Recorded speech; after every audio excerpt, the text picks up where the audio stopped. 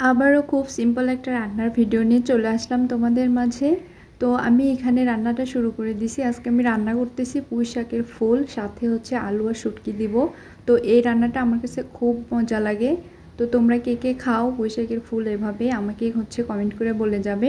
আমার কিন্তু খুব মজা লাগে, তো এই জন্য তোমাদের সাথে একদমই সিম্পল একটা রান্না শেয়ার করতেছি, বাট আমার কাছে অনেক স্পেশাল। আর তার কারণ হচ্ছে এই ফুলটা আমি সবসময় পাই না, যখন পাই তখন নিয়ে আসার চেষ্টা করি, কারণ আমার অনেক মজা লাগে। তো আমি রান্নাটা এভাবেই করতেছি। প্রথমে হচ্ছে পেঁয়াজ রসুনের সাথে শুটকিটাও একটু ভেজে নিলাম। প্রথমে তো শুটকিটা ভেজে গরম পানি করে ধুয়ে নিয়েছিলাম, তারপরে এভাবে একদম মশলা দিয়ে কষায় নিচ্ছি।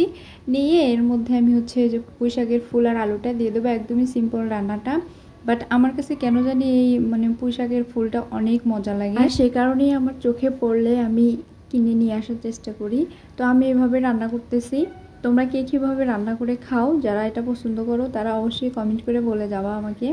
আর আমার ভিডিওগুলো যদি ভালো লাগে অবশ্যই একটা করে লাইক কমেন্ট শেয়ার করবা। আরেকটা কথা, সেটা হচ্ছে এই পুঁই শাকের ফুলটা কিন্তু ছোট মাছ দিয়েও খাওয়া যায়। সেটা হচ্ছে নানান মিশালি যে মাছগুলো পাওয়া যায় ওইটা দিয়ে, সাথে একটু টমেটো দিয়ে চটচটি করলে কিন্তু অনেক মজা লাগে। ওইভাবেও খাই আমি, বাট আমার ঘরে ওরকম ছোট মাছ এখন নাই, সেজন্য আমি শুটকি দিয়ে এইভাবে রান্না করতেছি। যে যে আপুরা এই পুঁই শাকের ফুলটা পছন্দ করো এভাবে রান্না করে খাইতে বা মাছ দিয়ে রান্না করে খাইতে, তারা অবশ্যই কিন্তু কমেন্ট করতে বলবে না আমাকে।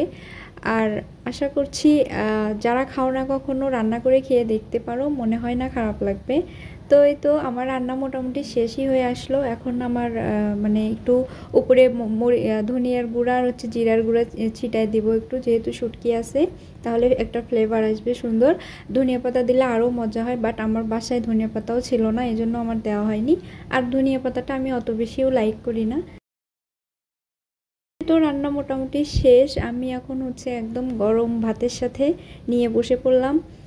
গরম গরম তরকারি, তরকারিটা গরম গরম খাইতে বেশি মজা। তো এই তো আমি এখন পেট পুজো করছি। আল্লাহ হাফেজ।